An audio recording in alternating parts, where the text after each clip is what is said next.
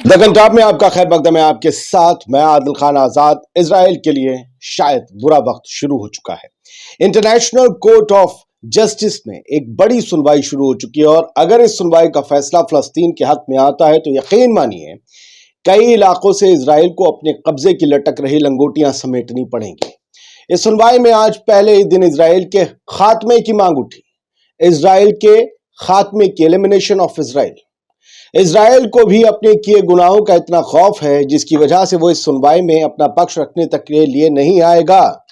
ये सुनवाई south Africa वाले केस से बिल्कुल अलहदा है, इसका उससे कोई वास्ता नहीं। ये सुनवाई फलस्तीन की जमीनें वापस दिलवाने की प्रोसेस है जिस पर इजराइल का कब्जा है।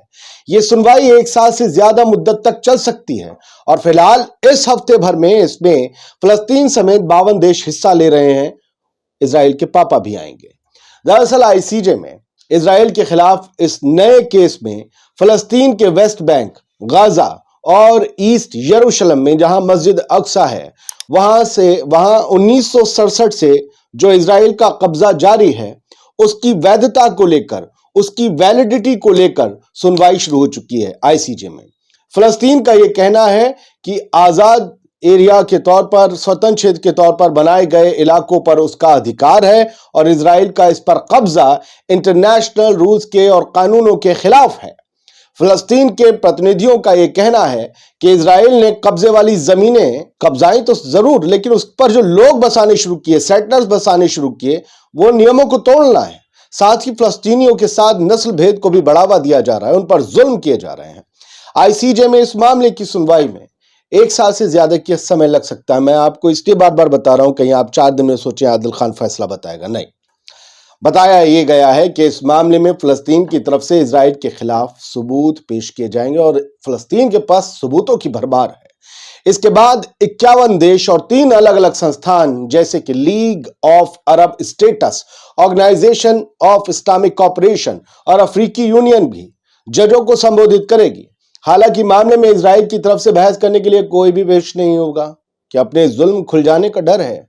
इजराइल ने पहले इस मामले में एक लिखित हलफनामा कोर्ट में जमा कर दिया। सोचिए, जिसमें अमेरिका आ रहा हो जिस सुनवाई में, जो और ब्रिटेन, जिन लोगों का जन्म में इजराइल के पूरा किरदार है, वरना फलस्तीन की जमीनों पर इजरायली कहां थे और क्या कहां है। आज सिर्फ फलस्तीन के प्रतिनिधि को बोलने दिया गया, कल से कई कई देश बोलेंगे, लेकिन मुझे ताज्जुब हुआ मेरा देश इसमें नहीं दिखा। खैर छोड़िए, इसमें क्या हुआ है जरा आप देखिएगा, लेकिन सबसे पहले आप जान लीजिए, हेडलाइन याद रखिएगा, उसके बाद सब कुछ सुनिए। लेबनानी न्यायाधीश नवाफ सलाम को आईसीजे का नया अध्यक्ष चुना गया है। मैंने ये खबर आपको कुछ दिन पहले बताई थी। अब इस नाम की आप जानते हैं, अब्दुल हैं, ये लेबनान से हैं, लेबनान से हिजबुल्लाह भी है और इजराइल और लेबनान का क्या 36 का आंकड़ा है सब जानते हैं। तो यहां मामला बड़ा ट्रांसपेरेंट होगा। अब ये मारियो का देख लीजिए, मैं आपको पूरा कैलेंडर दिखाऊं उससे बेहतर बता दूं कि आईसीजे में जो है इजराइल का ट्रायल चल रहा है। 52 देश जो है इस बात की टेस्टिफाई करेंगे कि भैया, और ये फरवरी 19 से 26 तक, आज से 26 फरवरी तक ये पूरा ट्रायल होगा, हफ्ते भर। और यहाँ ये तय होगा, अभी सुनवाइयाँ होंगी सारे 52 देशों की, कि इजराइल ने जिन इलाकों को कब्जाया है वो फलस्तीन के हैं या इजराइल के हक हैं। जबकि दुनिया को पता है, यूएन कहता है, सब लोग कहते हैं कि ये तो इजराइल। और वाकई आपका नक्शा कहाँ है? आप आए कहां से थे? लाकर बसाए गए जब पिट रहे थे। और कहा गया है फलस्तीन के प्रतिनिधि की तरफ से कि हजारों मील दूर 100 साल पहले ये बात लिख दी गई कि हमारी जमीनों पर किसको लाकर बसाया जाएगा। ये 100 साल से जारी है, हजारों मील दूर इसका फैसला हुआ, यानी बर्तानिया में और अमेरिका में। और उन लोगों को आपने हमारी जमीनों पर बसा दिया। उन्होंने कहा कि ये जमीन है, ये फलस्तीन ऐसा नहीं था कि यहां लोग नहीं रहते थे, यहां एक संस्कृति थी, यहां यूनिवर्सिटीज थी, यहां हॉस्पिटल थे, यहां स्कूल थे, यहां सिनेमा था, यहां कल्चर था, यहां सब कुछ था, यहां दीन था, धर्म था। ये कोई निर्जन इलाका नहीं था, ये कोई बियाबान नहीं था, ये जंगल नहीं था, ये शहर थे, गांव थे, लोग बसते थे। आप कहां से आए? क्यों आपको बसाया गया? आपको जो इलाके दे दिए गए, आपने उसके बाहर अदरक के पंजों की तरह अपनी क्यों ब्रांचेस निकाल ली? आप कौन हैं? आप उन लोगों को उनकी जमीनों से बेदखल कर दे रहे हैं जो उसके मालिक हैं। पहले नकबा में आपने 7 लाख लोगों को जो है बाहर निकाल दिया उनके घरों से, और आज भी आपके जुल्म जारी हैं। ये जुल्म जारी रहेंगे जब तक इजराइल के लगाम नहीं डाली जाएगी, जैसे एक जानवर के डाली जाती है, घोड़े के। खैर, अभी क्या कहा गया है वो जो मैं कह रहा हूं, पैलेस्टीन को जो है टेस्टिफाई किया जाएगा। ये सबसे पहले जो लाइन आप पढ़ के आए, इजराइल के लिए जो फलस्तीन की तरफ से बोला गया, Israel must be eliminated, Israel का खात्मा जरूरी है। और ये वकील पॉल रिचर ने बोला, उन्होंने कहा कि मैं आपको सबूत दिखा सकता हूं कि पिछले 56 साल से, ये बात 75 साल की नहीं हो रही, 56 साल से जो उस युद्ध के बाद फलस्तीन के इलाकों को कब्जा लिया 1967 से, ये उसकी बात हो रही कि 56 साल से नाजायज और एक जुल्म भरा कब्जा जारी है फलस्तीन के इलाकों पर इजराइल का। ये पॉल रिचर ने कहा, और ये कहा कि ये अनलॉफुल है, गैर कानूनी है। इंटरनेशनल लॉ के हिसाब से सब कुछ अब दूध का दूध पानी का पानी होना चाहिए, और इजराइल के कब्जे का खात्मा होना चाहिए, इजराइल का खात्मा होना चाहिए उन इलाकों से, ये कहा गया। और सर, ये आईसीजे ट्रायल में फलस्तीन की तरफ से जो सबूत दिए गए वो वहीं लिखा गया कि जो फलस्तीन के फॉरेन मिनिस्टर वहां खड़े हुए, और उन्होंने ये कहा कि 23 लाख फलस्तीनी जो गजा के हैं, जिनमें बच्चे औरतें हैं, उन्हें भूखा मारा जा रहा है, उन्हें बॉम्ब से मारा जा रहा है, उन्हें डिस्प्लेस कर दिया गया है।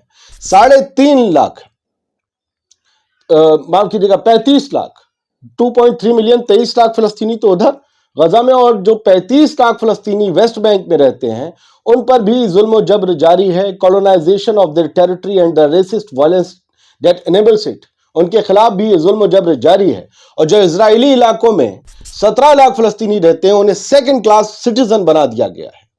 और 7 लाख फलस्तीनियों को जो रिफ्यूजी हैं वो अब वापस नहीं लौट सकते। 7 मिलियन, माफ कीजिएगा 70 लाख, वो वापस नहीं लौट सकते। कभी कभी फिगर में गड़बड़ हो जाता है, ये मिलियन लाख, हम लोग करोड़ में बात करने वाले हैं। ये वापस नहीं लौट सकते जो विदेशों में रह रहे हैं, जो अपनी जमीनों को छोड़ गए एक बेहतर कल आने पर वापस लौटने के लिए। और ये वो मैप है सर, आईसीजे की हेयरिंग का शेड्यूल है पूरा। पहले दिन आज 19 फरवरी को ओपनिंग ऑफ ओरल प्रोसीडिंग्स थी, इसमें फलस्तीन को बोलने का हक मिला। कल इसमें South Africa, Algeria, Saudi Arabia, Netherlands, Bangladesh, Belgium, Chile और बेल्जी, बोलीविया, ब्राजील, कनाडा, इन्हें बोलने का मौका मिलेगा। परसों Colombia, Comoros, Cuba, Egypt, UAE और America, Russia, France, Gambia, Guyana, Hungary, इन्हें मिलेगा मौका। खैर, सबको ये 22 तारीख का अलग है, 23 का अलग है, 26 का अलग है। ये टोटल वो 52 देश हैं जो गवाही देंगे कि फलस्तीनी इलाकों पर इजराइल ने नाहक कब्जा कर रखा है।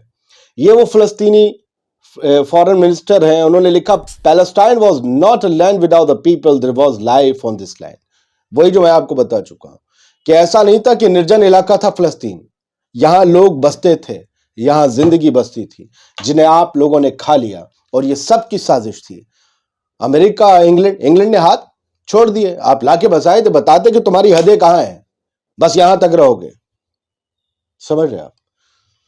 तो आईसीजे में ये जो सुनवाई चल रही है, एक तो वो चल रही है वॉर क्राइम्स इजराइल के तय हो कि किस तरीके से जेनोसाइड किया गया गजा में, और ये लॉन्ग टर्म में चोट पहुंचाने वाली चीज है। ये सिर्फ नेतन्याहू को चोट नहीं पहुंचाएगी, आईडीएफ को चोट नहीं पहुंचाएगी, यह हर उस इजरायली सेटलर को, उस जीव को चोट पहुंचाएगी जो ये समझते हैं कि फलस्तीन की जमीन उनके बाप का माल है। नहीं, वो फलस्तीनियों की जमीन है। जहां तुम आए, तुम्हें बसाया गया, होलोकास्ट के बाद दुनिया में सब जगह जूते पड़ रहे थे, तब तुम्हें बसाया गया और फलस्तीनियों ने बसने दिया। लेकिन जब तुम हद से बढ़ने लगे तो 48 से जंग का जो सिलसिला शुरू हुआ वो आज तक जारी है। फिलहाल इजराइल के लिए मुश्किल है। अगर फलस्तीनियों के लिए यहां से कोई राहत की खबर निकलती है और उस खबर पर मोहर लगती है, सब मानते हैं, तो शायद मिडिल ईस्ट के खित्ते में कुछ बड़ा बदलाव आए।